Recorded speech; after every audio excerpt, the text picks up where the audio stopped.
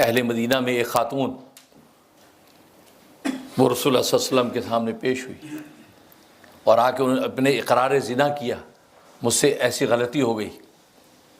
آپ بار بار منہ پھیر رہے ہیں کہ نہیں تمہیں ایسے شبہ ہوا ہوگا، وہ ادھر آ کے کہہ رہی کہ نہیں واقعی میں نے ایسا کیا۔ بار بار 4 مرتبہ جب اقرار کر لیا تو ظاہر اقرار 4 مرتبہ جو کر لے تو ظاہر ہے کہ نبی کی شریعت کو پھر حکم صادر کرنا ہے۔ آپ نے فرمایا ٹھیک ہے، اب اس کو سنسار کیا جائے۔ اب اس خاتون کو سنسار کرنے کے لیے رکھا، سنسار کرنے کے رکھا، اور جب اس کو پتھر مارا تو پہلا پتھر خالد بن ولید رضی اللہ تعالیٰ نے مارا، پتھر زور سے ماتھے پہ لگا اور خون کا فوارہ پھوٹا اور خون کے چھینٹے جو ہے وہ کس کے اوپر؟ خالد بن ولید کے کپڑوں پہ گرے، انہوں نے بہت برا مارا۔ یہ کیا مطلب؟ وہ تو ایک گناہ گار زانیہ سمجھ کے نعوذ باللہ یہ ان کے دل میں ہے کہ یہ میرے چھینٹے پڑ گئے۔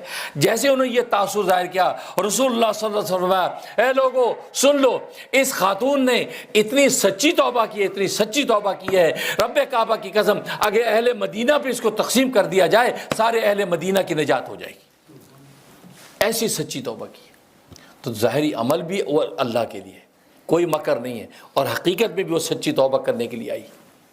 تو معلوم ہوا کہ ایک وہ ہے کہ صورتاً اور معناً دونوں صورتوں میں رضا کے لیے ہے، اور دوسرا عمل وہ ہوتا ہے کہ جو صورت اور معناً ریا کے لیے دنیا کو دکھانے کے لیے کر رہا ہے، نمازیں ہوں، خدمت ہو، دنیا کو دکھانے کر رہا ہے۔ فرمایا کہ دنیا اللہ کے یہاں اس کی کوئی قیمت نہیں ہے، وہ اللہ کے غیر کر رہا ہے۔ اور تیسرا یہ کہ صورتاً تو وہ عمل جو ہے کس کے لیے؟ اللہ کے لیے ہے، لیکن یعنی رضا کے لیے ہے، لیکن معناً اور حقیقتاً وہ ریا کے لیے ہے۔ جیسے کہ حدیث میں آتا ہے اللہ تبارک و تعالیٰ کے سامنے 3 لوگ پیش کیے جائیں گے، ایک قاری قرآن پیش کیا جائے گا، ایک سخی پیش کیا جائے گا، اور ایک مجاہد پیش کیا جائے گا۔ اللہ ہر ایک سے پوچھیں گے، قاری سے پوچھیں گے تم نے کیا کیا جو میں نے قرآن کی دولت تجھے دی؟ کہا کہ میں نے لوگوں میں قرآن پھیلایا، لوگوں کے دلوں کو قرآن سے گروایا۔ فرمایا کہ نہیں، تو نے یہ سب کا سب لوگوں کے اندر اپنی عزت بنانے کے، لوگوں کو خوش کرنے کے لیے کیا تھا، ریا کے لیے کیا تھا، میری رضا کے لیے نہیں کیا تھا۔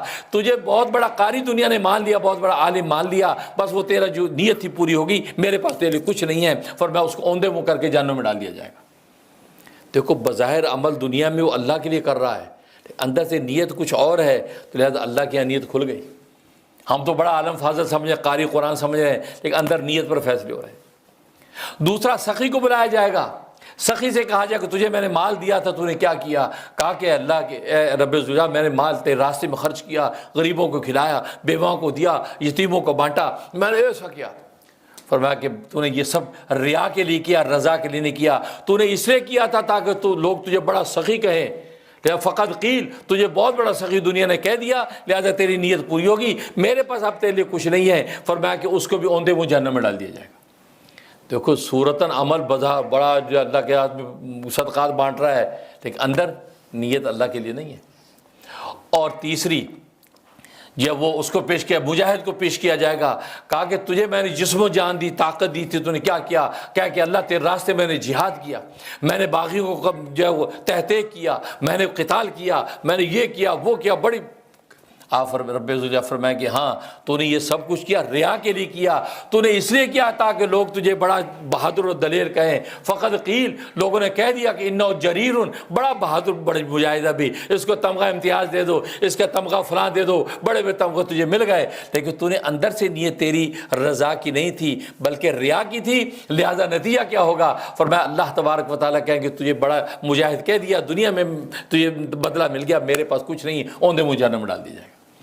اب دیکھو یہ صورتاً عمل یہ بظاہر کے اللہ کے لیے نظر آ رہا ہے، لیکن اندر سے وہ غیر اللہ کے لیے ہے، فرمایا اس کی قیمت اللہ کیا نہیں۔ اور چوتھا یہ کہ صورتاً بظاہر جو عمل ہے وہ اللہ کے غیر کے لیے نظر آتا ہے، لیکن حقیقت وہ اللہ کے لیے ہے، حقیقت میں وہ اللہ کے لیے ہے، بظاہر لگتا ہے غیر اللہ کے لیے، لیکن حقیقت میں وہ عمل جو اللہ کے لیے ہے۔ فرمایا کہ ایسی صورت میں کیا ہوگا؟ اللہ تبارک و تعالیٰ آخر میں اس کا بدلہ عطا فرمائیں گے، کیونکہ بظاہر وہ ریا کے لیے لگ رہا ہے، لیکن حقیقت میں وہ رضا کے لیے ہے، رضا کے لیے ہے۔